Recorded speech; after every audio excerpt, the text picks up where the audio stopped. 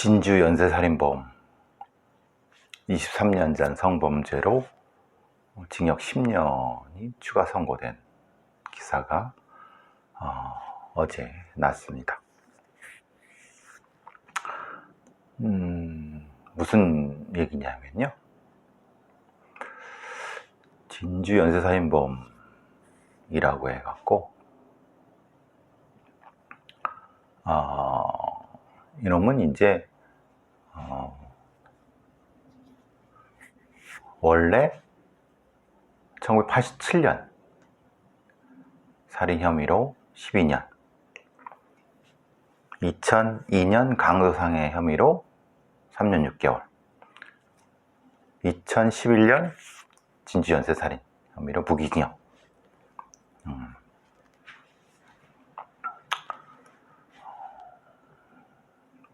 제가 늘 말씀드린 김근식도 그렇고 박병화도 그렇고 2005년, 6년 그때가 상당히 요런 놈들이 넘쳐나던 시대였습니다. 이놈은 2005년도, 2002년도에 범행을 하고 2005년,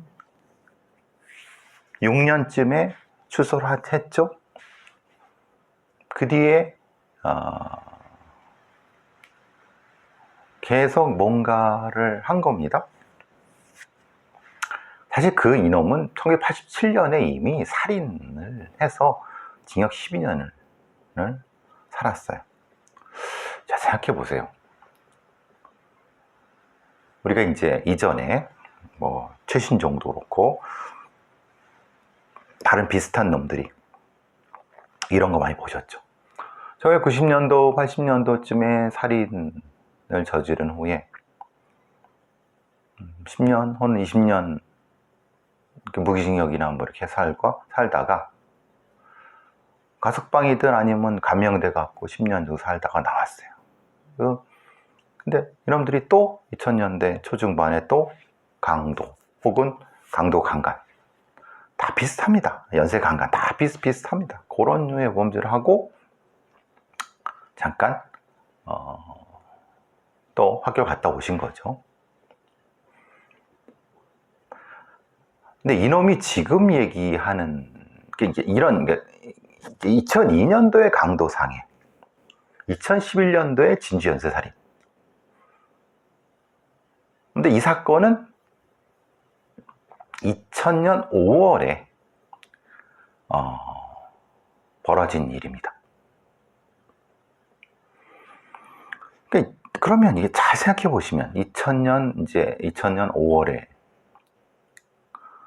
2000년 5월쯤에 있었던 건데, 그러면 사실 2002년도에 강도 상해 혐의로 징역 3년 6개월을 받은 거라고 생각을 하시면 2002년도의 강도 상해 혐의에 대한 수사가 이건 엉망이다. 이건 잘못했다. 왜냐? 사실은 이놈은 2000년부터 이런 거예요. 2000년 5월에 오산시에서 피해자의 집에 침입해서 금품을 뺏고 흉기로 찌르고 강간 미수한 거예요. 그럼 뭡니까? 강도 강간이었죠? 강도 강간 혹은 강도 강간 미수죠.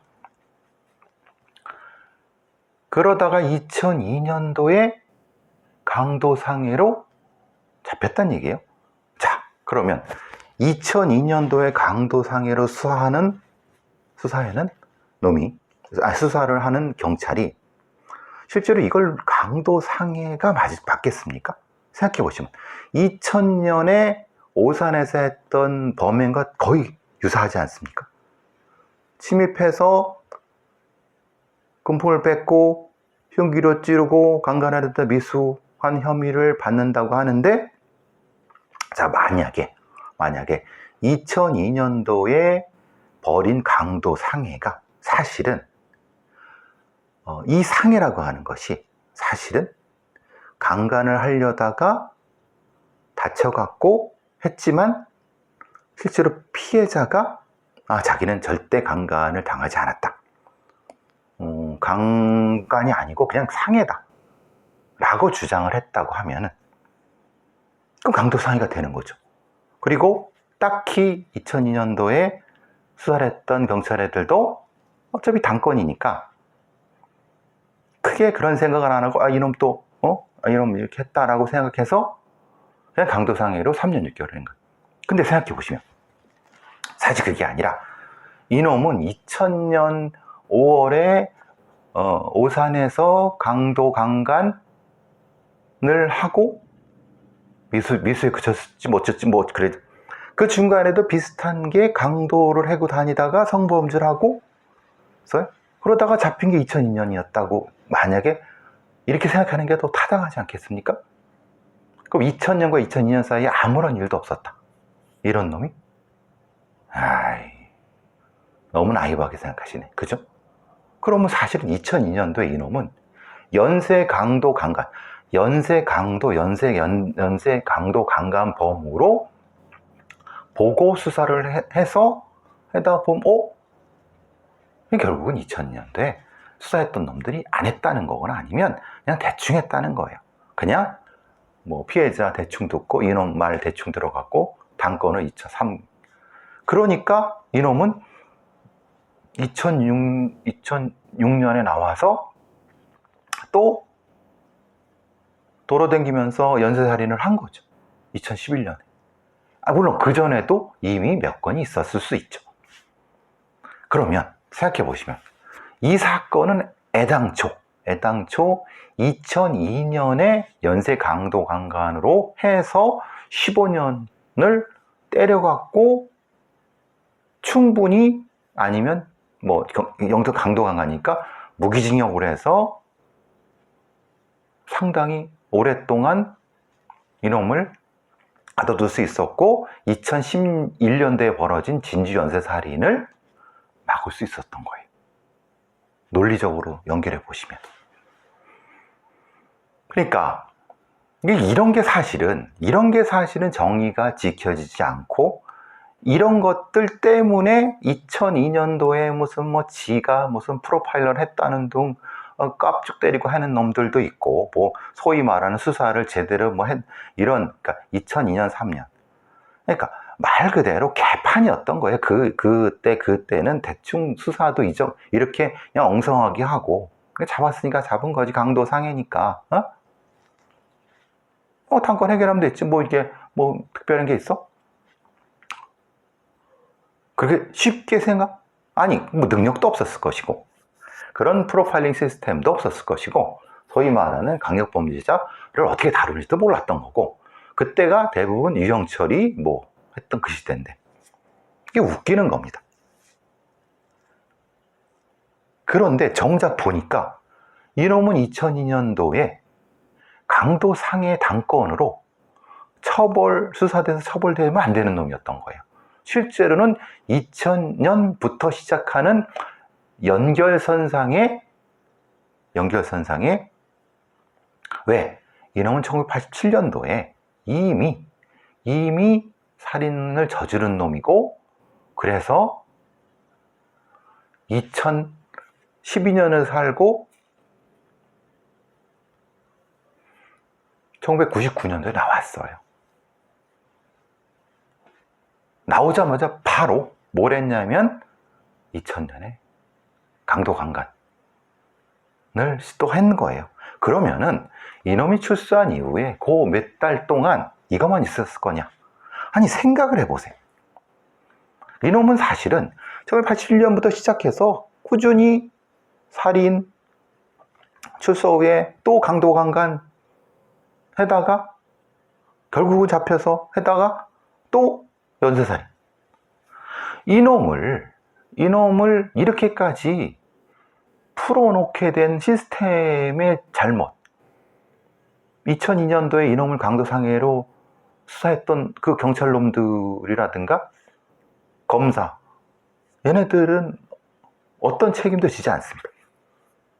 개판인 거죠. 그래서 사실은 프로파일링이 필요하고 프로파일러들이 필요한 겁니다. 만약에 프로파일러 됐다. 이놈 봐라. 1987년도에 12년 살았어? 99년도? 그 다음 3년이 비네? 2002년도 수사네. 이상한데? 그러면 관련된 걸 해서 보니까 이놈이 오산에서 연쇄 강도 강간이네? 그럼 이런. 그러니까 단지 이런 거예요. 뉴시스에서라든가 경찰이라든가 뭐 검찰 애들은 이런 거죠. 쉽게 말하면 23년 전 성범죄를 기가 막히게 찾아냈네. 이거 어떻게 찾아냈을까 했더니 그게 아니라 실제로는 DNA 2010년대에 했던 DNA 데이터베이스 수록에 대한 DNA법, DNA 실현 확인 및 이용 및 보호에 관한 법률로 해갖고 운영됐던 거를 작년 11월부터 6월까지 미제 사건을 쭉 훑어보다 보니까 이게 확인됐네? 라고? 잘했어. 보니까 2000년도에 DNA를 확보했어. 근데 그냥 가지고 있었던 거야. 그러니까 2010년도에 보니까 이놈은 사실은 생각해보면 2010년 이후 10년도에 이제 무기징역이니까 있었죠. 그건 웃긴 건 그런 겁니다. 아니 2000년도에 DNA가 있었고 그걸 이미 국가수가 확보하고 있었고 그리고 법무부에서 2011년도에 확보하고 있었어요. 그러면은 2011년도부터 아무리 시간이 걸려도 조금 지난다 하더라도 얘가 2011년도에 무기징역이니까 2011년, 12년쯤에는 얘가 DNA가 확보돼 갖고 리스팅이 됐겠죠? 그러면 2000년도에 했던 DNA랑 왜 매칭이 안 된 거죠? 왜 안 하고 있었죠? 그동안 이 DNA를 대조하는 거는 왜 안 했습니까? 아니 그게 자동으로 안 됐다 하더라도 적어도 미제 사건을 그럼 어떻게 다루는 겁니까 지금? 경찰에서 이게 서히 말하는 2000년도에 오산에서 벌어졌던 강간 사건은 그냥 강간 사건인 거죠.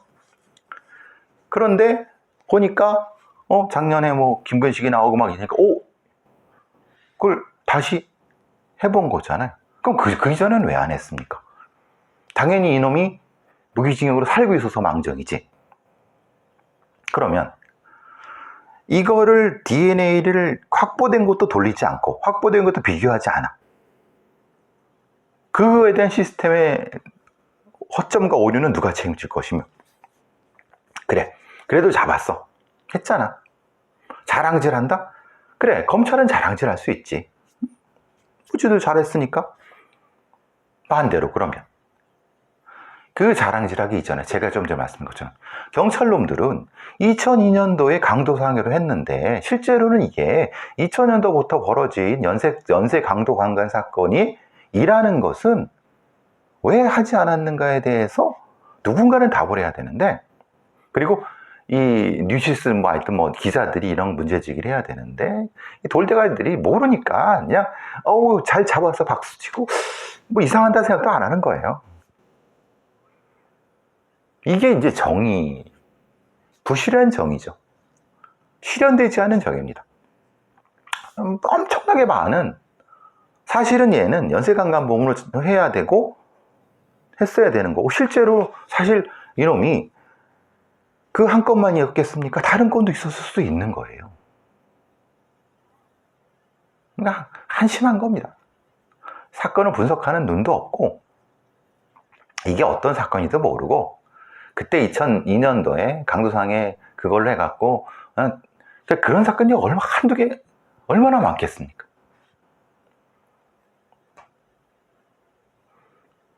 이래서 한심하다는 겁니다.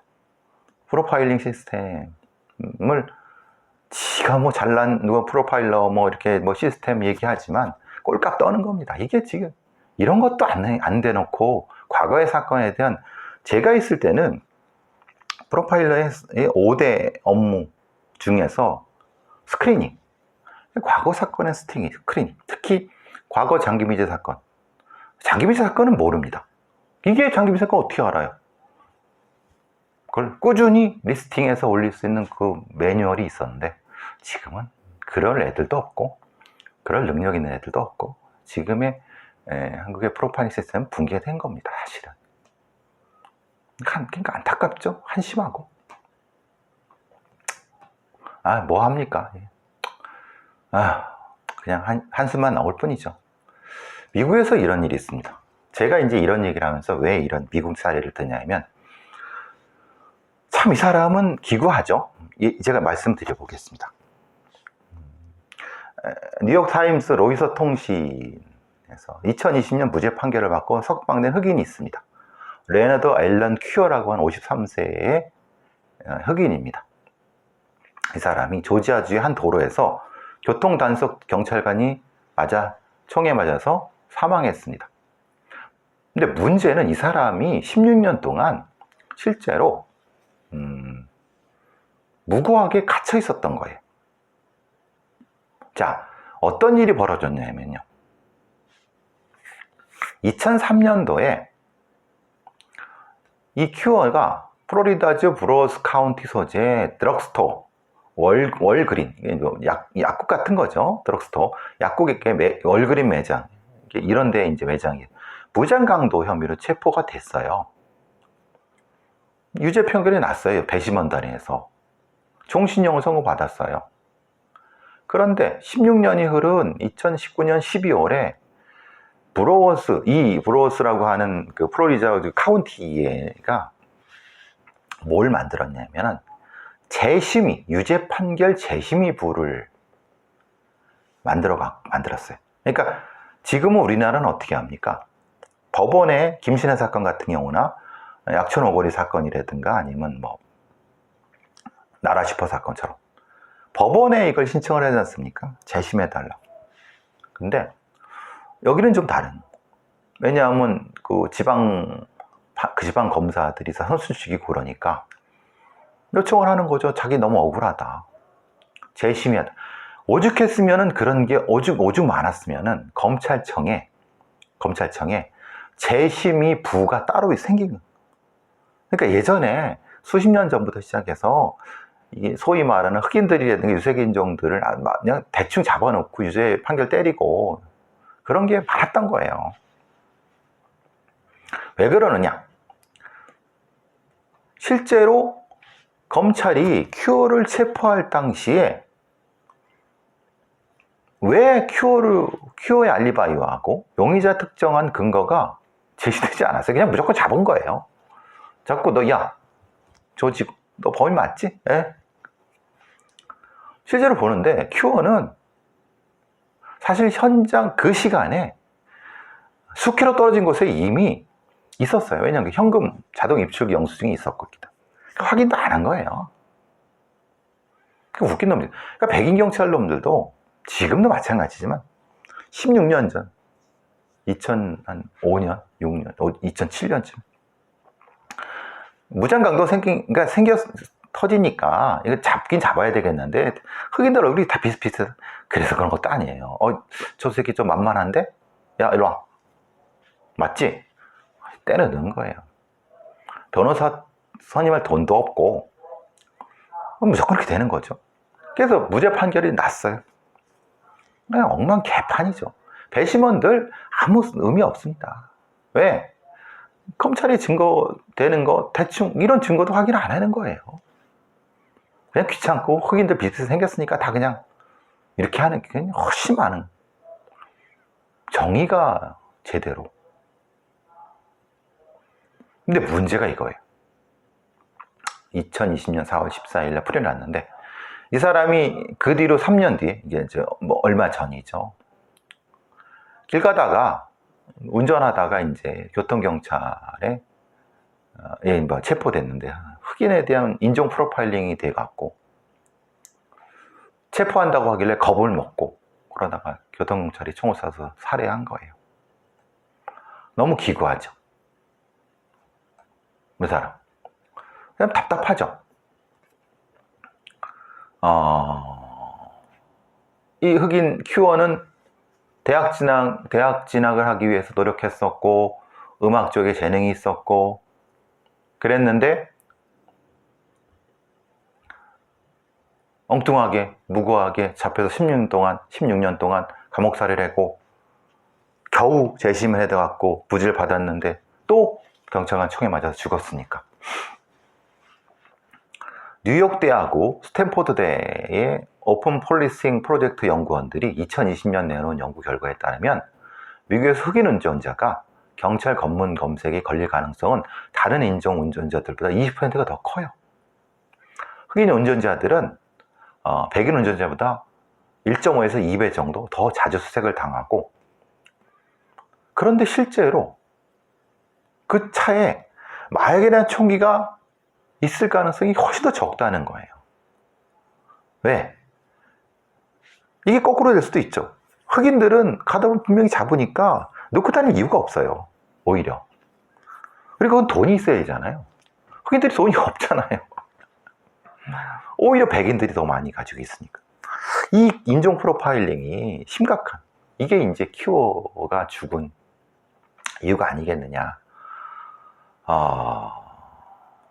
정의가 제대로 된 범인을 제대로 된 방법으로 잡아서 정의를 실현하지 않으면 엉뚱한 사람이 피해를 보고, 그리고 이런 걸 또 해결하려고 대충 무고한 사람들 잡아다가 저렇게 패갖고 자백이랍시고 받아놨고, 이게 너무 많지 않습니까? 지금은 안 그럴까요? 글쎄요. 확신하십니까? 여러분, 레너드 앨런 큐어를 기억해 주시기 바랍니다. 진주 연쇄살인 사건도 기억해 주시고,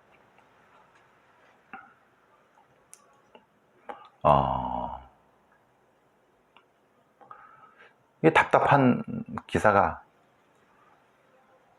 내년 예산을 줄인다 했는데 이제 R&D 예산도 줄이는데 가정폭력 상담소를 줄인다는 거예요.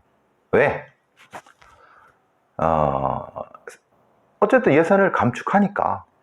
여성가족부가 작성한 2024년도 가정폭력 등 피해자 지원 편성 방향 문건에서 공문을 보니까 여가부가 전국에 있는 가정폭력 상담소 128곳을 123곳, 5개를 줄이고, 운영 예산을 27.5% 삭감. 5곳을 줄이고 예산을 삭감하면은 어떻게 되겠습니까? 상담소 인력이 9% 줄고, 지금도 사실은 강제폭력 상담 부분에서 사실은 굉장히 취약한 부분이 많은데, 어쩌려고 그러는 건지 모르겠습니다.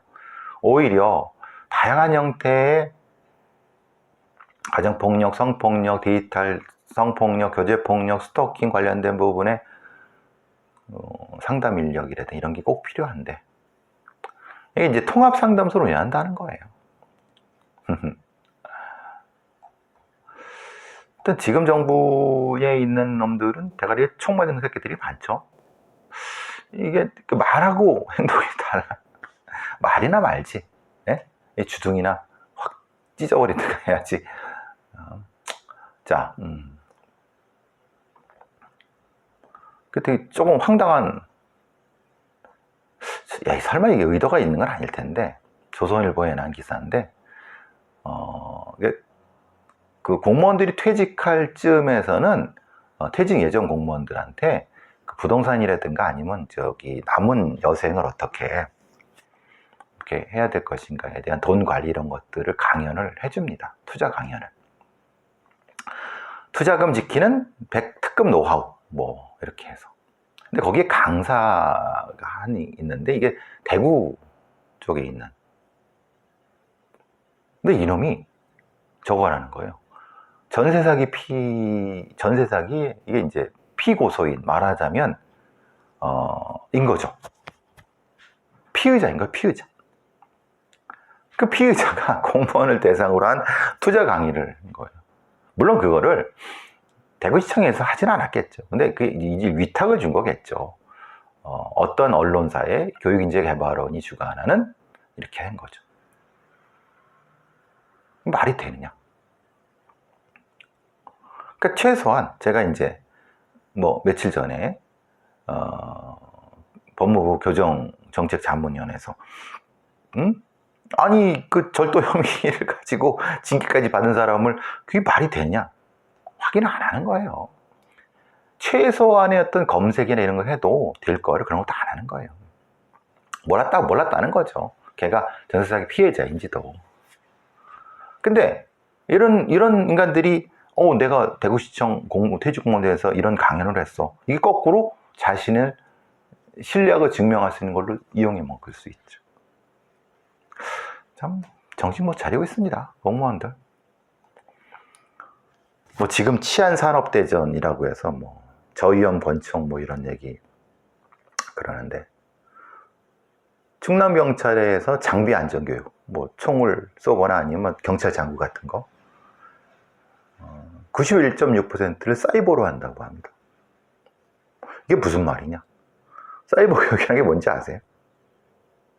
이거 보면서 하는 거예요. 이거 저기 화면 보면서 생각해 보시면, 경찰 장비 안전교육은 실제로 그 장비를 가지고 충분히 훈련을 해도 될까 말까인데, 그냥 유해성 경찰 장비 안전교육의 90%가 다른 데도 그거보다 적을 수는 있어도 비슷한 거죠.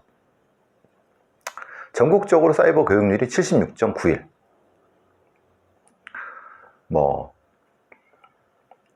그러니까 용해인 의원이 내는 자료죠.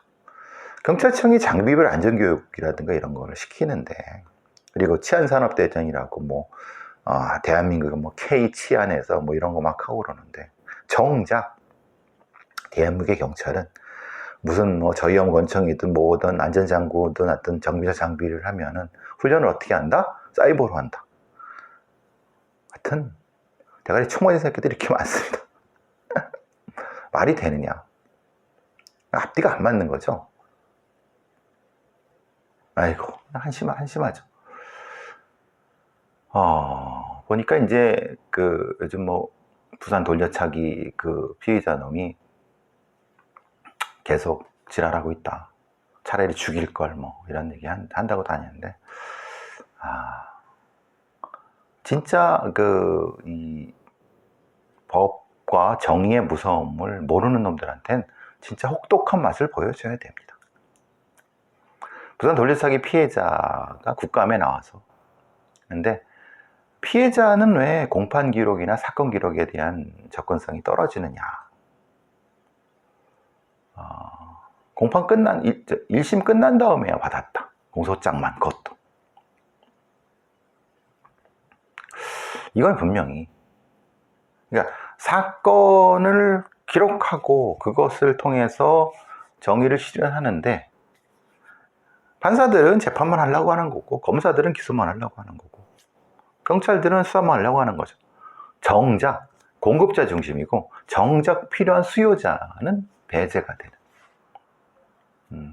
이게 무슨 정의로운 사법 시스템이냐, 이런 생각을 해봤습니다. 자,